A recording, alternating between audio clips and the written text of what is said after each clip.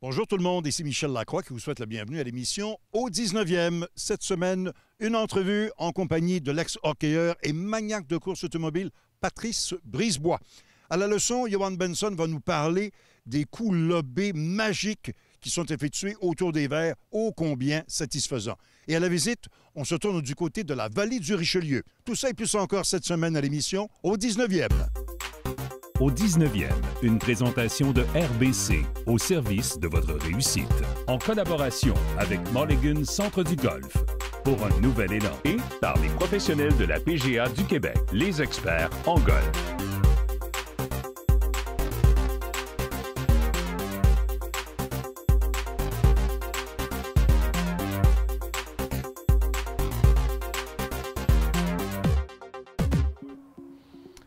Privilège d'avoir Patrice Brisebois à l'émission Au 19e. Bienvenue à l'émission. Merci beaucoup. Patrice, la passion du golf, est-ce que c'est une passion? Tu as découvert ça comment? Bien, écoute, j'ai commencé à jouer, j'ai peut-être 15-16 ans. C'est le père à Donald Odette qui m'avait initié au golf. OK. Et après ça, bien, je pense que c'est un sport que les joueurs de hockey aiment beaucoup parce que, bon, c'est pas vraiment physique, hein? C'est pas, même s'il faut faire attention au dos, mais ceci dit, écoute, c'est... Au niveau des saisons, c'est sûr. Exactement. Alors, j'adore. C'est tellement... C'est féerique, hein? C'est beau, c'est la paix. Et j'aime jouer, surtout avec des bons chums. Tu sais, avoir du plaisir, là, de ne pas se prendre au sérieux et des fois des petites gageures on the side, mais vraiment pour s'amuser. Tu es évidemment compétitif sur la glace. Est-ce que tu l'es aussi encore sur le terrain, encore, même si tu n'as pas l'impression? Il faut que je t'avoue qu'un peu moins. Un peu moins avant, je m'en souviens quand René Angélil était vivant. Ici au Mirage, on avait une ligne de golf qui s'appelait la ligne de golf, la ligne nationale. OK. Et écoute, c'était vraiment compétitif. Il y avait pas mal d'argent aussi en jeu. Je me disais, il y a assez de l'hiver que, tu sais, on a de la pression. Puis après ça, tu arrives au golf, encore avoir cette pression-là. Mais c'était une bonne pression. C'était une pression, tu disais, bon, je l'ai pas. Bon, c'est de l'argent, mais c'est surtout l'honneur, hein? Tu sais, entre boys, là, de se challenger. Et l'orgueil. Exactement. Puis René, c'était tout le temps tu sais, un champion, t'es capable. Puis, tu sais, c'était tout le temps le gars qui te donnait une motivation extraordinaire. J'ai tellement de beaux souvenirs ici au Mirage, là. Ça a été extraordinaire. C'est tes meilleurs souvenirs ou tu as d'autres anecdotes que tu as vécues aux États-Unis, peut-être? Oui, j'ai joué à Pebble Beach. Mon rêve, c'est de jouer à Augusta, ça, c'est certain. J'espère un jour. Mais j'ai fait un voyage... Je suis allé en Écosse. J'ai joué à St. Andrews, Old Head, Carnoustie. J'ai fait un vraiment beau voyage. C'est mon agent, Donnie Meehan, qui nous avait tous invités pour ses 50 ans. Le berceau du golf. Exactement. Ça a été très spécial. C'est une autre façon de jouer au golf de l'autre côté du continent. Puis c'est des beaux moments. Honnêtement, j'ai ma photo St. Andrews, au dernier trou. Là. Alors, c'est vraiment le fun. Sur le parcours de golf, c'est quoi tes forces, tes faiblesses? Je dirais, ma drive, c'est comme un slap shot. Là. Moi, je rentre, on rentre dedans. Puis, ta frappe en habituellement, exactement. Puis les par 5, j'aime ça, les par 5. J'essaie tout le temps de me challenger, de le frapper en deux. Écoute, il faut que j'améliore ma short game. Je pense que... ça prend du temps? Oui, ça prend du temps, ça prend de la pratique, ça prend de la confiance. Je pense que tu sais comme moi que pour être bon au golf, c'est la pratique, parce que c'est tellement technique, mais c'est tellement un beau sport. Je termine avec 5 questions éclairs. Vas-y. Première, voiture à ta main, voiture électrique? Électrique. Électrique? Oui. Au 9,5, hot dog ou sandwich? Hot dog. C'est bon, c'est correct. C'est les steaks d'Arena. Troisième, tu as 1h30 devant toi. Terrain d'exercice ou 9 trous? 9 trous. 9 trous? 9 trous. Tu disais que tu avais besoin de pratiquer. Oui, mais c'est pas vrai. 9 trous, mais parce que je trouve des fois la pratique, c'est bon, c'est correct, mais des fois, c'est tout le temps la même chose exactement. Moi, j'aime mieux jouer. C'est quoi ce que j'aime mieux faire? Frapper des fois 2 balles. Sur le 9 trous, exactement. Sur la game. Tu sais, si je manque ma drive, j'aime ça prendre un autre balle et dire... Juste à continuer, tu sais, comme au golf, là, une deuxième chance. Ouais, deuxième service. Ouais, exact. Quatrième question, ambiance britannique ou tournoi des maîtres? Tournoi des maîtres. Tournoi des maîtres. C'est fantastique, tournoi des maîtres. Je termine, 5e, Jack Nicklaus ou Tiger Woods? Tiger. Pas le choix. Mon âge. Merci, Patrice. Un plaisir, merci à toi. Bye-bye. C'est le temps de la question quiz, Émilie. Et cette semaine, pas d'anniversaire, mais une célébration puisque c'est le retour, enfin, de l'Omnium canadien RBC. Enfin, tu l'as dit, les 2 dernières éditions qui ont été annulées en raison de la pandémie, ça a frappé fort au Canada. Mais cette année, le tournoi qui sera disputé au St. George's Golf and Country Club, c'est tout près du centre-ville de Toronto, ce sera la 111e édition de l'Omnium canadien. Et c'est l'Ontario qui a accueilli le plus souvent l'événement, suivi de notre belle province, ce qui m'amène à la question quiz de la semaine. Combien de fois la province de Québec a-t-elle présenté l'Omnium canadien depuis ses débuts en 1904? Est-ce A, 16 fois, B, 26 fois ou C, 36 fois? La réponse, après la pause.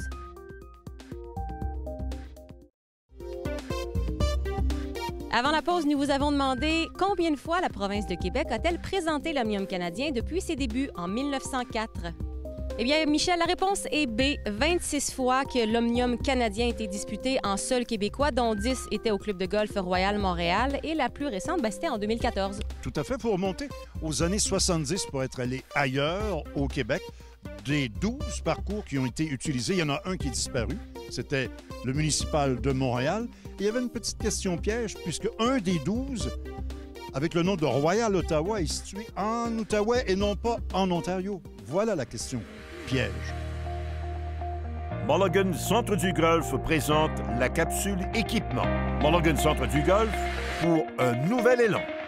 Salut tout le monde, c'est l'heure de la chronique équipement en compagnie de Sylvain Raby, maître ajusteur chez Mulligan Centre du Golf. Sylvain, cette semaine, on parle de nouveautés hybrides comme la semaine dernière et on s'attaque à Titleist. Titleist, 3 modèles, TSI 1, 2 et 3. Fait que la différence au niveau des modèles, le TSI 1 beaucoup plus léger, tête plus volumineuse, le poids est à l'arrière pour un envol plus facile. Le modèle 2, le poids est à l'avant de la face. Mais permet quand même, c'est le modèle phare, permet d'aller chercher quand même une bonne hauteur. Là. Oui, très, très bonne hauteur. Quand on les met au sol, là, justement, on allait en discuter. Il y a une différence notoire là, comparativement au bois d'allée. Mais bois d'allée, il n'y a pas une grosse différence. Tandis qu'au niveau des hybrides, on voit que le 2 est beaucoup plus petit que le TSI 1. Alors, plus facile à l'œil aussi, donne plus confiance.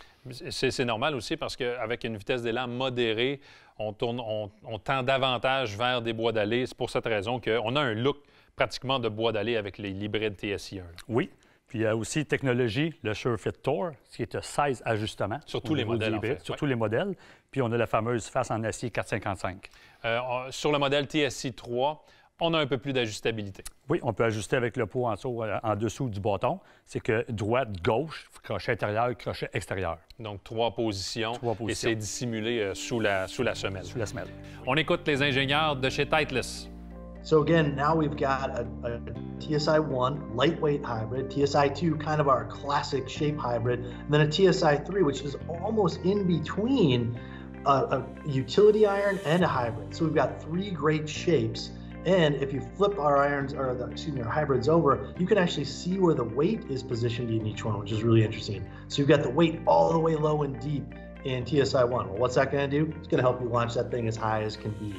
Then you see the weight in the middle of the club on TSI 2. Again, overall great performer. And then TSI 3 features that same weighting we were just talking about on the fairway, where we've got a weight track towards the front of the club. Allows you to bring that launch down a little bit. So 3 incredible options for golfers. TSI 1, lightweight, again, if you swing it less than 90 miles an hour, that's where I want to start you.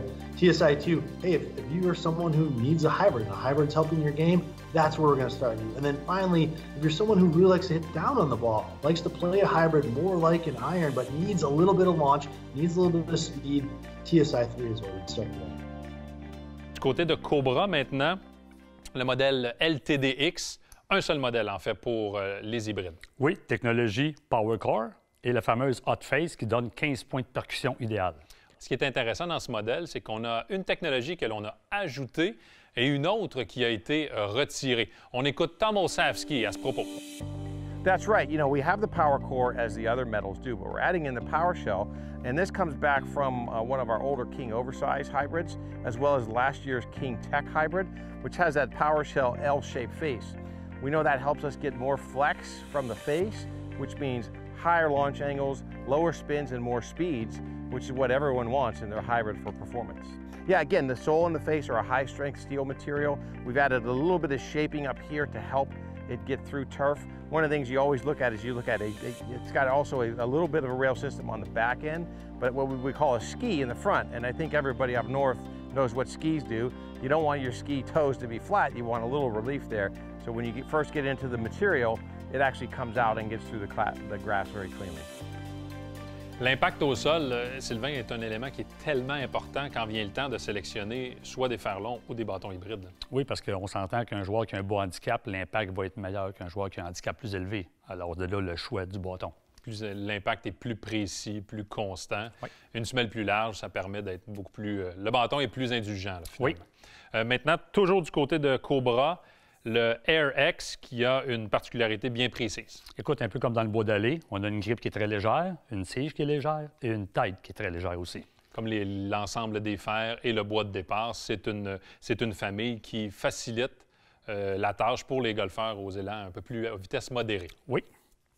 Pour finir, un hybride qui est vraiment beau, couleur mât, un look épuré, c'est le King Tech qui a été mis sur le marché il y a quelques mois déjà. Oui, écoute, on a justement au niveau de la tige. Puis si on regarde en dessous du bâton, on a 3 poids différents qu'on peut vraiment travailler en changeant les positions, travailler un crochet extérieur ou un crochet intérieur. Quand même intéressant parce que la plupart des autres modèles, on a 2 poids. Oui. Mais là, cette fois-ci, on en a 3, donc plus de possibilités. Merci Sylvain. Ça fait plaisir. La semaine prochaine, on se voit pour d'autres nouveautés.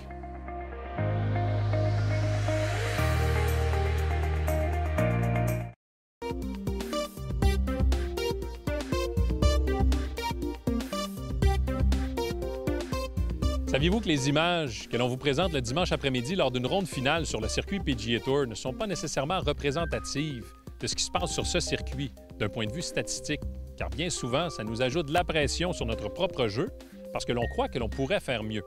Voici 3 statistiques qui permettent de relativiser un peu notre efficacité sur le parcours. À 150 verges de l'objectif, un joueur du circuit PGA Tour a plus de chances d'envoyer son coup au-delà de 40 pieds du trou qu'à l'intérieur de 10 pieds. C'est un pensez-y bien. Si l'on s'approche de l'objectif à 90 verges de la cible, un joueur du circuit PGA Tour enverra une balle sur 3 à plus de 20 pieds de la coupe. Et je termine à 40 verges, toujours dans l'allée, et on parle toujours des meilleurs joueurs au monde. À 40 verges, une balle sur 2 sera au-delà de 10 pieds de la coupe. Alors oui, j'en conviens, les conditions de jeu ne sont pas nécessairement les mêmes, mais ces statistiques nous permettent tout de même de relativiser et d'être indulgents avec nous-mêmes, surtout lorsque le coup n'est pas tout à fait à notre goût. Ce conseil de golf vous est présenté par la toute nouvelle série de bois de départ TSI de Titleist. Salut la gang, aujourd'hui je vous parle du coup lobé, le flop shot ou en grec le Flopodopoulos. Donc 2 techniques que je vais vous démontrer aujourd'hui. La technique que je préfère, la plus simple, et puis une autre technique un peu plus pour les golfeurs avancés, beaucoup plus difficile, qui demande un maniement de bâton. Donc cette semaine encore une fois, là, les flop shots. La première technique, celle que je préfère, c'est celle de l'ouverture du corps. Très, très, très important. C'est pas le bâton qui ouvre, c'est le corps qui ouvre. Le bâton, la face du bâton va toujours pointer à la cible. Donc, ce qu'on fait, très simple, évidemment, le poids toujours sur la jambe avant, comme tous les coups d'approche. Donc, on enligne le bâton à la cible. Et ce qu'on fait, c'est qu'on ouvre le corps. Donc, vous allez voir, le corps ouvre, la balle est sur le pied gauche. Et on baisse les mains et on veut tout simplement passer le bâton sous la balle. Donc, c'est important de ne pas y aller d'un mouvement trop abrupt. On veut vraiment glisser le bâton sous la balle. Et puis, je vous ai mis une tige, là. Ça, c'est pour, évidemment, la tige qui se dirige vers l'objet ou vers le trou.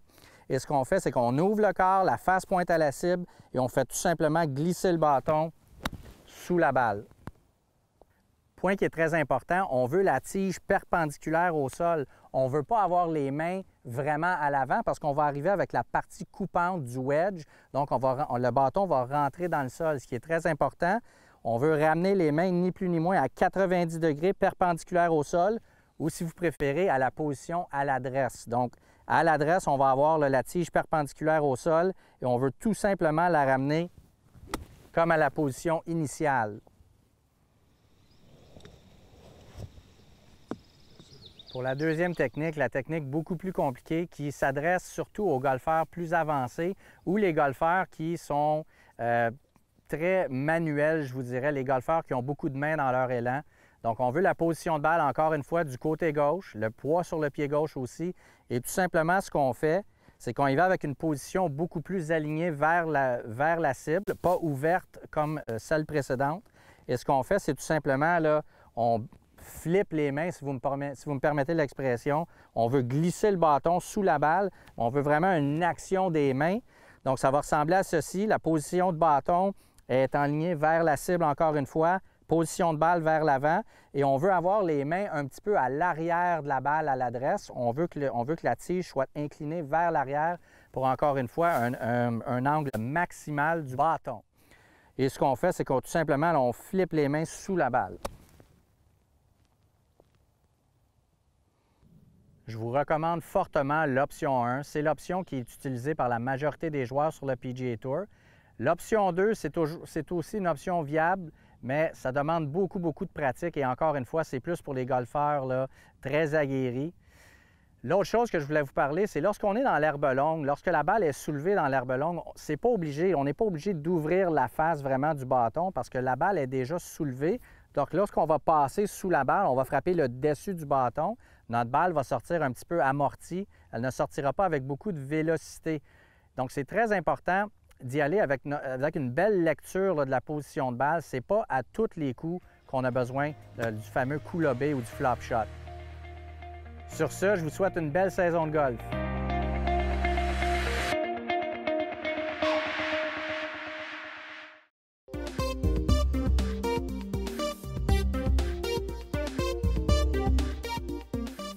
On est à Montérégie cette semaine pour vous présenter l'un des clubs de golf privés les plus actifs de la province, le club de golf de la vallée du Richelieu. Parcours de 36 trous dont la réputation n'est plus à faire de par son histoire, ses installations haut de gamme et maintenant son terrain d'exercice qui est le plus complet au Québec. Et pour en discuter, on rencontre son professionnel en titre Michel Blier et directeur général Patrice Forcier.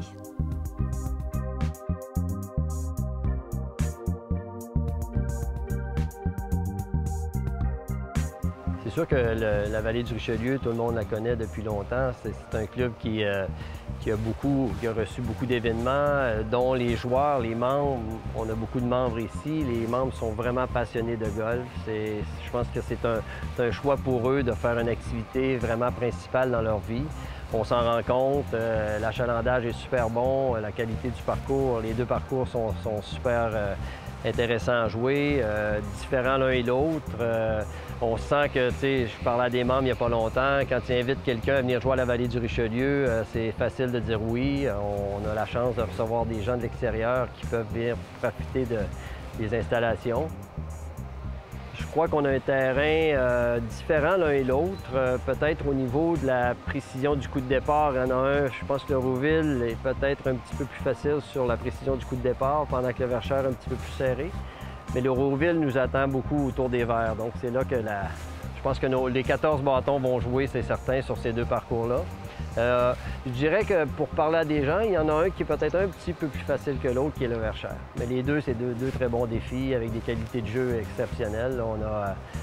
On a toujours là, des éloges à chaque fois que les gens viennent jouer. Puis non, on est vraiment content du produit qu'on offre. En 2008-2009, Graham Cook a redessiné le parcours du Verchères, d'investissement tout près de 3 millions. Et en 2011-2012, Neil Hayward, l'autre architecte du Québec, a refait le parcours du Rouville, tout près encore de 3 millions. Et ça, c'est des grosses sommes, mais a fait en sorte que la vallée a pu se ressortir des autres terrains, vu qu'ils se sont modernisés comme terrain de golf. Les gens s'aperçoivent qu'on est, sans dire up-to-date, mais je veux dire, on est vraiment une mise à jour qui a été faite, autant avec le terrain de pratique, autant avec le pavillon qu'on a refait en 2015-2016, un investissement de tout près de 4,5 millions. La pompasse pour avoir de l'eau à profusion, le terrain de golf sans eau, je veux dire, c'est difficile de garder l'air. On fait des rajouts pour justement qu'un membre qui s'en vient ici à la vallée du Richelieu soit à l'aise, soit dans son chalet d'été, puis qu'il se sente vraiment confortable avec sa famille et ses amis.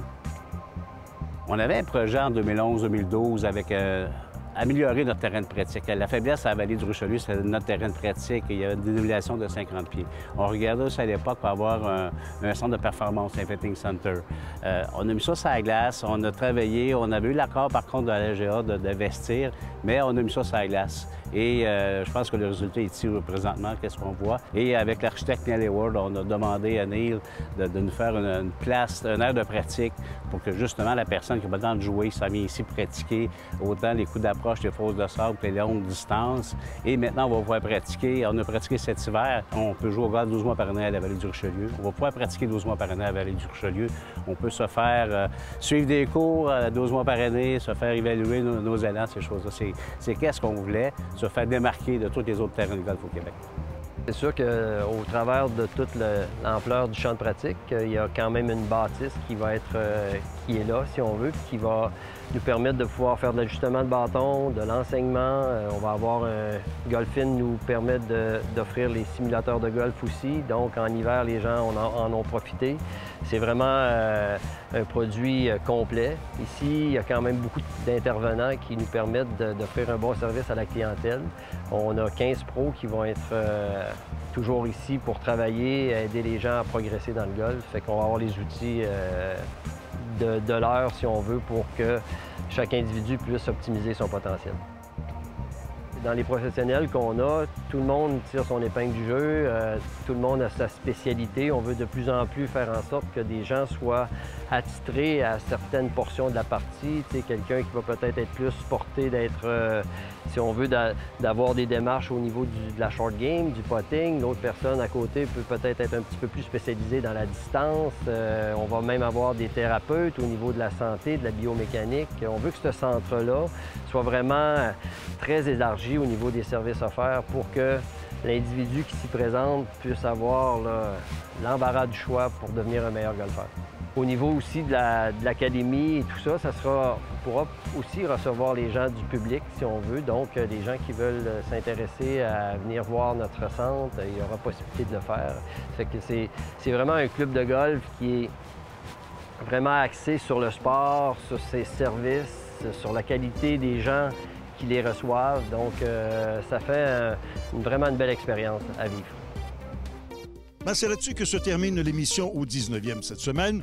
À notre prochain rendez-vous, une rencontre très intéressante avec nul autre que Robert Charlebois. Chronique accès physio avec Stéphane Fournier. On va parler de deux éléments clés, deux portions du corps clés dans l'élan, les épaules et le bassin.